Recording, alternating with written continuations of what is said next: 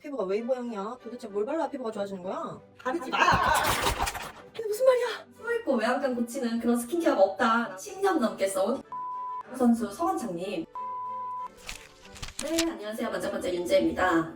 여러분, 제목만 봐도 조금 절망스러울 수 있는데 내가 피부 관리를 열심히 해도 피부가 그대로일 때 내가 뭘 안 했지? 내가 뭘 발라야 피부가 좋아지지? 이런 생각을 하기가 쉬운데 반대로 내가 뭘 너무 많이 했나? 내가 너무 노력해서 그런 건 아닌가? 이런 생각은 잘 안 하는 것 같아요. 좀 말이 안 되긴 해요. 왜 노력했는데 안 될까? 붕어빵 안에 팥이 빠졌는데 밀가루만 정말 맛있다고 해서 그게 맛집 붕어빵이 될 순 없잖아요. 스킨케어에서도 필수로 해야 되는 이게 빠졌는데 아무리 좋은 화장품 성분을 더 바른다고 해도 예쁜 피부가 될 수 없어요.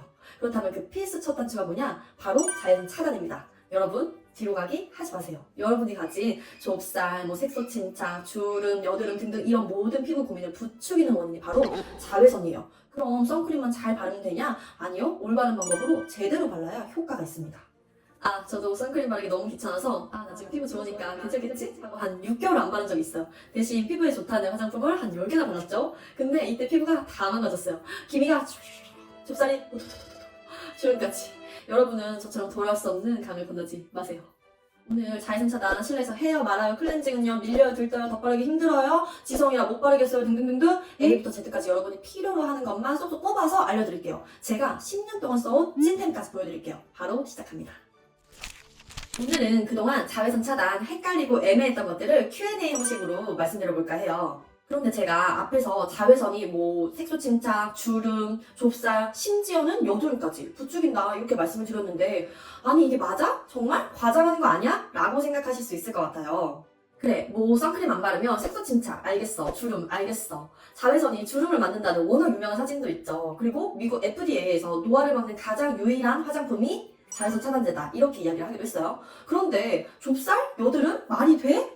말이 됩니다. 실제로 자외선 A가 여드름을 부추기는 원인 중에 하나예요. 우리가 마요르카 여드름이라고 해서 햇빛 때문에 알러지랑 여드름, 이게 혼합 형태로 일어나는 경우가 왕왕 있거든요. 그래서 내가 난 여드름이 왜 개선이 잘 안 되지? 라고 하시는 분들이 있다면 내가 선크림을 제대로 바르고 있었나? 이거를 같이 체크해보시면 좋을 것 같아요. 그런데 나는 잘 발랐어. 그런데도 불구하고 좁쌀, 트러블 이런 것들이 오도도도 올라올 수 있어요. 뭘 잘못하면? 클렌징을 잘못하면. 선크림 바르는 것만큼 지우는 게 너무 중요해요. 그러면 선크림 어떻게 지워요? 바로 2차 클렌징까지 이중세안 해주세요. 나 선크림밖에 안 발랐는데 그냥 클렌징 폼으로만 지우면 안 되나요? 안 그러셨으면 좋겠어요. 실제로 선크림을 클렌징 폼 하나로만 단독으로 지워보잖아요. 그러면 끝까지 잘 안 지워지고 약간 남아있어요. 이렇게 남아있는 것들이 이 화학물질들이 피부에서 좁쌀이나 그런 트러블의 원인이 되는 거예요. 그래서 나는 좁쌀, 트러블 이런 거 너무 잘 올라와 하시는 분들은 내가 선크림만 발랐을 때도 클렌징을 좀 제대로 했나? 요거를 체크해보시면 좋겠습니다. 위에 영상 하나 띄워드릴 테니까 참고해주시면 좋을 것 같아요. 이게 이중세안에 관련된 내용은 아니지만 클렌징 폼에 관련된 내용이라서 아마 도움이 되실 거예요. 그리고 저는 1차로 클렌징 오일 이걸로 지운 다음에 2차는 클렌징 폼 이렇게 해서 이중세안을 하고 있어요. 그렇다면 선크림을 어떻게 발라야 제대로 바르는 거냐? 두 가지만 기억해주세요. 양과 덧바르기. 흔히들 양은 500원짜리 동전만큼 발라주세요 라고 많이들 이야기를 하죠. 그러면 짜볼게요. 이렇게나 많이 발라? 근데 이 정도로 안 바르면 차단이 제대로 안 돼요. 그렇다고 이걸 다 바르자니 너무 무거운 것 같고. 그럴 땐 3가지 방법이 있어요. 이 중에서 내가 편한 걸로 선택해서 사용하시면 돼요. 첫 번째, 씻고 나서 절반, 외출 전에 절반. 우리가 씻고 나서 화장품 바를 때 자외선 차단제를 바로 같이 발라요. 그리고 외출 준비하느냐고 옷도 입고 머리도 좀 하죠. 그리고 나서 바로 나가기 직전에 나머지 절반을 발라주세요. 이 방법은 남자분들이 쓰시기에도 굉장히 좋아요. 바르는 양을 줄이는 게 아니라 시간 차이를 한 10분, 15분 정도 뒤에 발라주시는 거예요. 두 번째, 나눠 바르기 귀찮다면 레이어링. 500원짜리만큼 짜고 얼굴에 한번 얇게 발라주세요. 그리고 또 절반이 남았죠? 그러면 다시 한 번 더 얇게 레이어링. 이렇게 소량씩 덧바르면 훨씬 더 가볍게 바를 수 있어요. 세 번째, SPF, PA가 포함된 다른 제품과 섞어서. 여자분들이라면 자외선 차단이 포함된 메이크업류랑 함께 쓰시는 것도 방법이에요. 첫 번째로 선크림 먼저 조금 발라주신 다음에 SPF, PA가 포함된 베이스 발라주고 자외선 차단 기능이 있는 쿠션까지 덧발라주세요. 그러면 2중, 3중으로 차단이 되기 때문에 선크림 양이 조금 부족했던 게 보완이 돼요. 주의하셔야 되는 건 선크림을 안 바르면서 메이크업 제품으로 대체할 순 없습니다. 선크림은 꼭 발라주시고 조금 부족했던 걸 이렇게 자외선 차단 기능이 있는 다른 제품으로 보완해주는 그런 개념이에요. 추가로 나는 자외선 차단에 진심이다 하시는 분들은 오전 스킨케어 때 비타민C 요거를 같이 발라주시면 좋아요. 비타민C가 햇볕에 의해서 그 피부가 손상되는데 간접적으로 좀 도움을 줄 수 있어요. 그래서 오전 스킨케어 때 비타민C, 자외선 차단제 요 두 개 궁합은 항산화에 굉장히 좋은 궁합이다 라고 말씀드릴 수 있어요. 이렇게 하면 제대로 된 양 바르기 끝!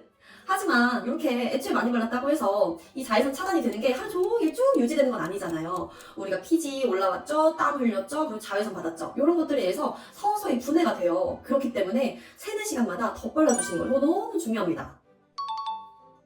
하지만 덧바르기가 현실적으로 쉽지 않아요 하시는 분들도 많으실 거예요. 그런데 남자분들은 비교적 덧바르기가 쉬워요. 이렇게 스틱 형태로 된 거를 그냥 이렇게 올려가지고 그냥 쓱쓱 발라주시면 되죠. 이때는 500원짜리 동전만큼 그렇게 처음 발랐던 것만큼 많이 바르실 필요는 없기 때문에 그냥 가볍게 쓱쓱 발라주시면 돼요.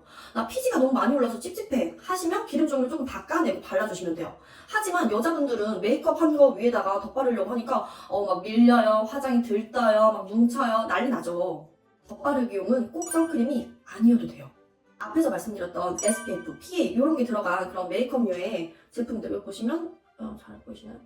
이렇게 여기 나와 있죠. 이런 것들이 포함된 그런 쿠션류 같은 거를 그냥 덧바르기용으로 발라주셔도 충분합니다. 무조건 선크림으로 덧발라야 된다는 그런 강박관념을 조금 내려놓으셔도 될 것 같아요.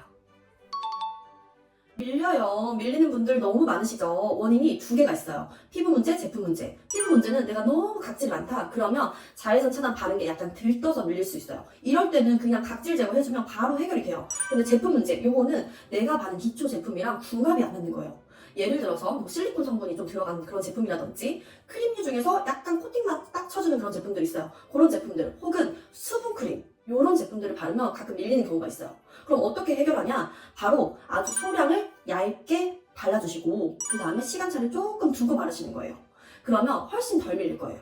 수분크림 많이 바르고 자외선 차단제 바르면 굉장히 밀립니다, 여러분. 피지가 너무 많아서 번들거려서 못 바르겠어요. 차라리 기초를 줄이고 자외선 차단제 양을 늘리세요. 내가 피지가 막 넘쳐나요. 근데 토너도 바르고 에센스도 막 2개, 3개씩 바르고 크림도 바르고 근데 자외선 차단제 바르려니까 조금 무거워 못 바르겠어 해서 자외선 차단제를 콩알만큼 발랐어요.